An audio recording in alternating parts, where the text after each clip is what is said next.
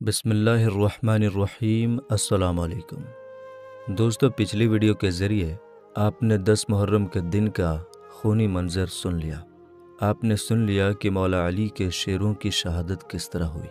اب جنتی نوجوانوں کے سردار شہنشاہ کربلا حضرت امام حسین رضی اللہ تعالی عنہ کی شہادت کا وقت آ گیا۔ جب آپ نے میدان جنگ میں جانے کا ارادہ فرمایا تو حضرت زین العابدین اپنی بیماری کی حالت اور کمزوری کے باوجود نیزہ لے کر حضرت امام حسین کی خدمت میں حاضر ہوئے اور عرض کیا، بابا جان، پہلے ہمیں میدان جنگ میں جانے دیجیے اور اپنی جان قربان کرنے کی اجازت دیجیے۔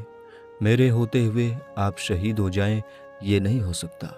امام حسین رضی اللہ تعالی عنہ نے فرمایا، بیٹا، میں تمہیں کیسے اجازت دے دوں؟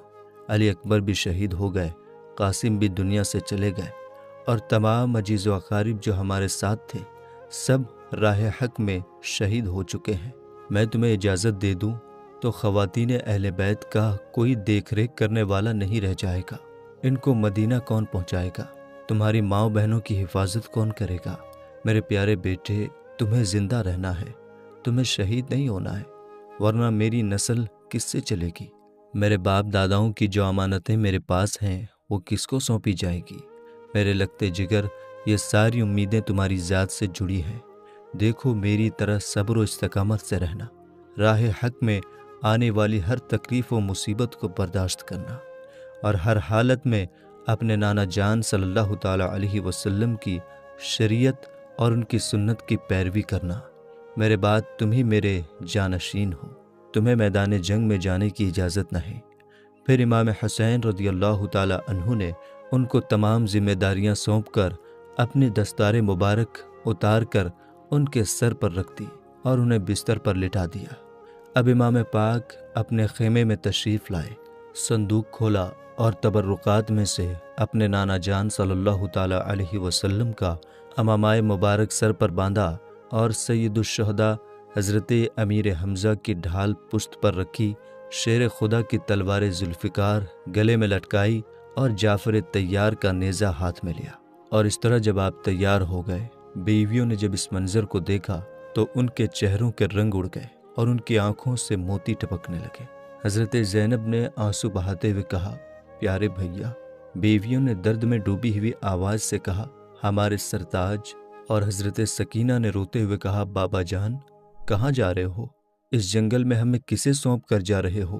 جو درندے ننھے علی اصغر پر رحم نہیں کھائے وہ ہمارے ساتھ کیا سلوک کریں گے؟ فرمایا، اللہ تم لوگوں کا حافظ و نگہبان ہے۔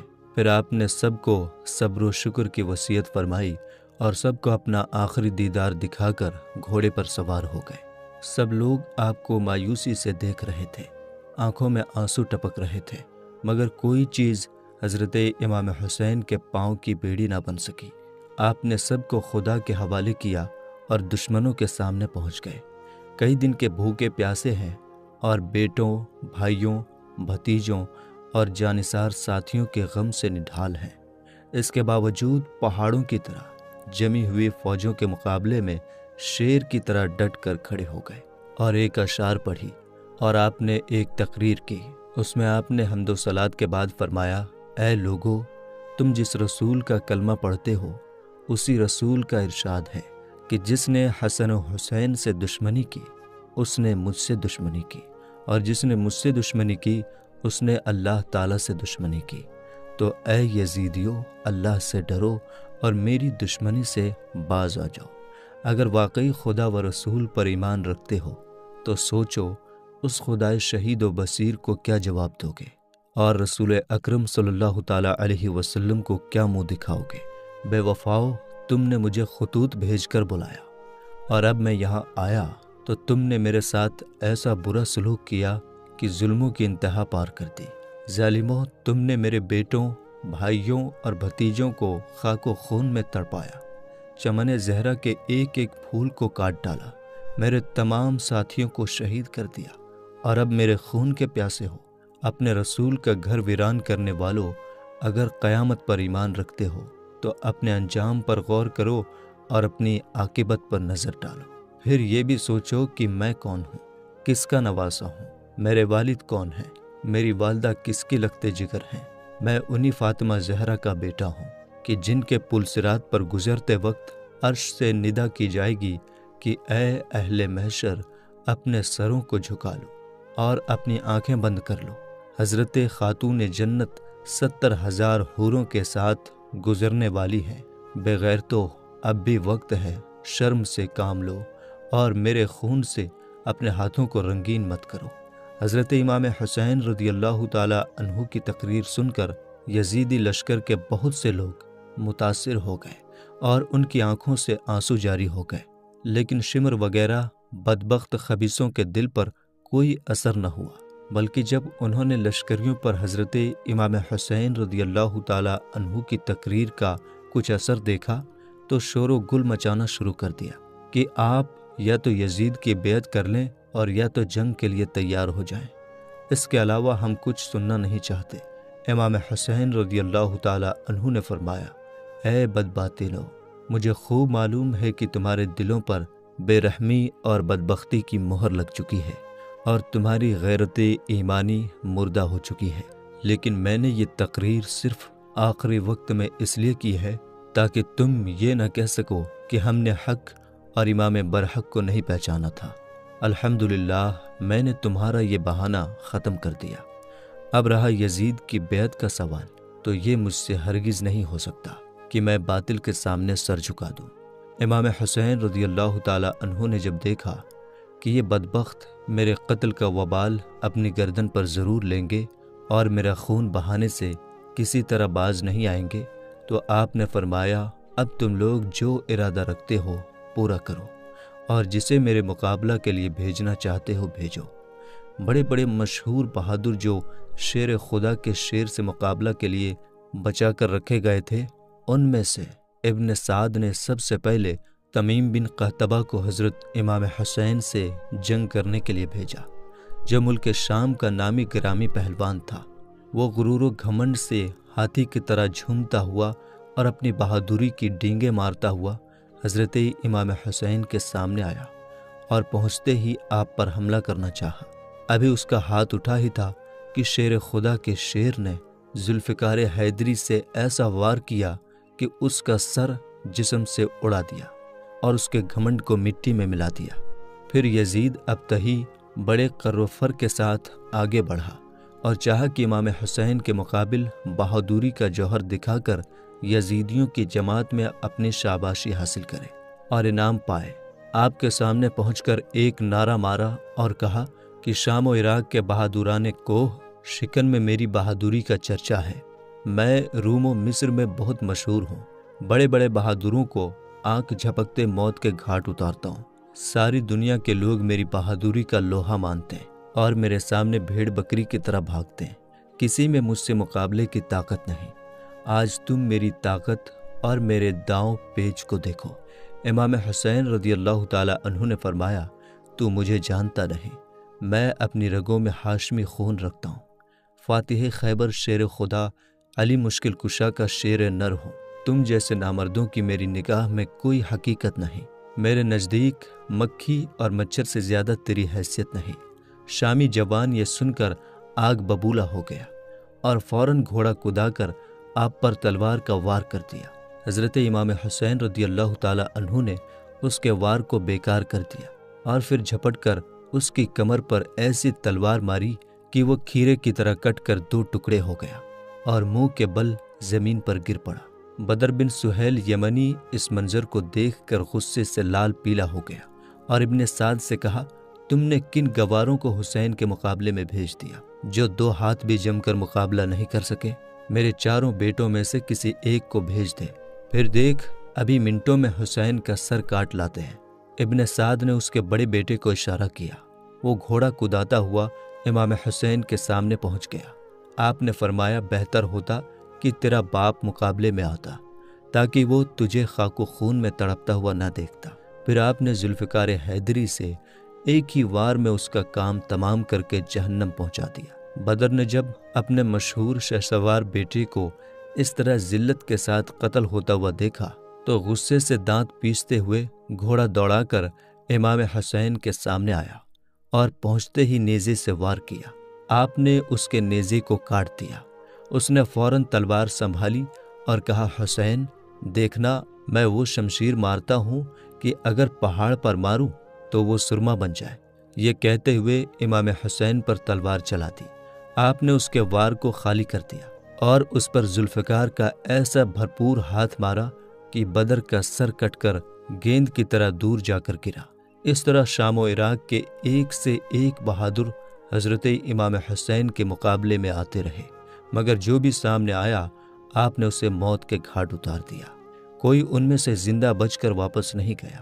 شیر خدا کے شیر نے 3 دن کا بھوکا پیاسا ہونے کے باوجود شجاعت و بہادری کے وہ جوہر دکھائے کہ زمین کربلا میں بہادران کوفہ و شام کا کھیت بو دیا۔ کسی کے سینے میں نیزہ مارا اور پار نکال دیا، کسی کو نیزہ کی نوک پر اٹھا کر زمین پر پٹک دیا، اس کی ہڈیاں ٹوٹ گئیں، کسی کا پٹکا پکڑ کر زمین پر گرا دیا اور گھوڑے کی ٹاپوں سے اس کو روند ڈالا، کسی کی کمر پر تلوار ماری تو وہ 2 ٹکڑے ہو کر زمین پر گرا، کسی کی گردن پر ذوالفقار حیدری چلائی تو اس کا سر بیل کی طرح لڑکتا ہوا چلا گیا، اور کسی کے سر پر تلوار آبدار ماری تو زین تک کٹ گیا۔ غرض کی امام حسین رضی اللہ تعالی عنہ نے دشمنوں کی لاشوں کا انبار لگا دیا۔ بہادران شام و عراق کے خونوں سے کربلا کے پیاسے ریگستان کو سیراب کر دیا۔ بڑے بڑے بہادر اور مشہور جنگجو پہلوان موت کے گھاٹ اتر گئے۔ آپ کی ہیبت و شجاعت سے دشمنوں کے دل تھرا گئے اور بڑے بڑے گھمنڈیوں کے چھکے چھوٹ گئے۔ دشمنوں کے لشکر میں شور مچ گیا کہ جنگ کا یہ انداز رہا تو ہماری جماعت کا ایک سپاہی بچ کر نہیں جا سکے گا، سب کی عورتیں بیوہ ہو جائیں گی اور سارے بچے یتیم ہو جائیں گے، لہٰذا اب موقع مت دو اور چاروں طرف سے گھیر کر حملہ کرو۔ روباہ صفت یزیدی جب دست بدست کی جنگ میں بری طرح شکست کھائے تو انہوں نے یہی طریقہ اپنایا کہ ہزاروں نے چاروں طرف سے گھیر کر حملہ کرنا شروع کر دیا۔ اب سینکڑوں تلواریں ایک بار میں چلنے لگیں، 50 نیزے آپس میں ٹکرانے لگے اور دشمن بڑھ بڑھ کر امام حسین پر وار کرنے لگے۔ ادھر آپ کی تلوار جلال حیدری کی تصویر اور لا سیف اللہ ذوالفقار کی تفسیر بنی ہوئی تھی۔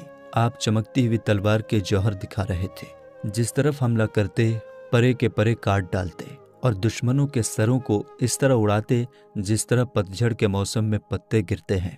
ابن سعد کو جب اس طرح کی جنگ میں بھی کامیابی کی امید نظر نہ آئی تو اس نے حکم دیا کہ چاروں طرف سے تیروں کی بارش کی جائے اور جب خوب زخمی ہو جائیں تب نیزوں سے حملہ کیا جائے۔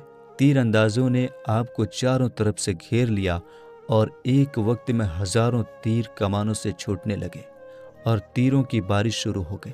گھوڑا اس طرح زخمی ہو گیا کہ اس میں کام کرنے کی طاقت نہ رہی۔ مجبوراً حضرت امام حسین کو ایک جگہ ٹھہرنا پڑا۔ ہر طرف سے تیر آ رہے ہیں اور امام مظلوم کا جسم اقدس تیروں کا نشانہ بنا ہوا ہے۔ تن نازنین زخموں سے چور اور لہو لہان ہو رہا ہے۔ بے وفا کوفیوں نے جگر پارائے رسول فرزند بطول کو مہمان بلا کر ان کے ساتھ یہ سلوک کیا، یہاں تک کہ زہر میں بجھا ہوا ایک تیر آپ کی اس مقدس پیشانی پر لگا جسے رسول اکرم صلی اللہ تعالیٰ علیہ وسلم نے ہزاروں بار چوما تھا۔ تیر لگتے ہی چہرائے انور پر خون کا دھارا بہہ نکلا۔ آپ گشت کھا کر گھوڑے کی زین سے فرش زمین پر آ گئے۔ اب ظالموں نے نیزوں سے حملہ کیا۔ شیطان صفت سنان نے ایک ایسا نیزہ مارا کہ تن اقدس کے پار ہو گیا۔ تیر اور نیزہ و شمشیر کے 72 زخم کھانے کے بعد آپ سجدے میں گرے اور اللہ کا شکر ادا کرتے ہوئے واصل بحق ہو گئے۔ 56 سال 5 مہینے 5 دن کی عمر میں جمعہ کے دن محرم کی 10ویں تاریخ 61 ہجری مطابق 680 عیسوی کو امام حسین رضی اللہ تعالی عنہ نے اس دار فانی سے رحلت فرمائی۔ انا للہ و انا الیہ راجعون۔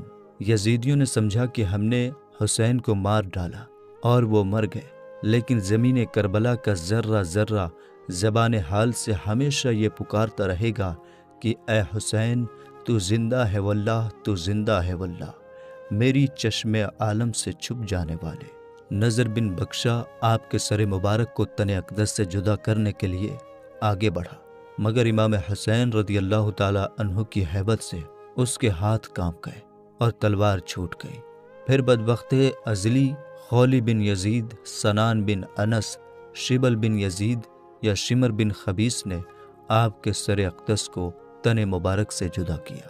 واقعہ کربلا سے نبی اکرم صلی اللہ تعالیٰ علیہ وسلم پر جو صدمہ جاکاں گزرا اور ان کے قلب نازک کو جو دکھ پہنچا وہ انداز و قیاس سے باہر ہے۔ حضرت سلمہ جو حضور اقدس صلی اللہ تعالیٰ علیہ وسلم کے آزاد کردہ غلام حضرت ابو رافع رضی اللہ تعالیٰ عنہ کی جوزہ ہیں، وہ بیان فرماتی ہیں کہ میں ام المومنین حضرت ام سلمہ رضی اللہ تعالیٰ عنہ کی خدمت میں حاضر ہوئی تو دیکھا کہ وہ رو رہی ہیں۔ میں نے عرض کیا آپ روتی کیوں ہیں؟ انہوں نے فرمایا میں نے رسول اللہ صلی اللہ تعالیٰ علیہ وسلم کو خواب میں دیکھا کہ ان کے سر مبارک اور داڑھی مبارک پر گرد و غبار ہے۔ میں نے عرض کیا یا رسول اللہ آپ کا یہ کیا حال ہے؟ فرمایا میں ابی حسین کی شہادت گاہ پر گیا تھا۔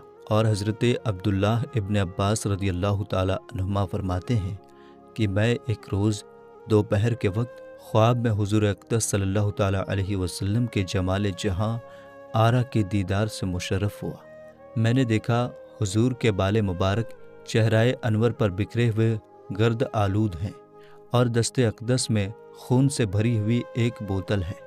میں نے عرض کیا یا رسول اللہ میری جان آپ پر فدا اور میرے ماں باپ آپ پر قربان ہوں، یہ بوتل کیسی ہے اور اس قدر رنج و مال کیوں ہے؟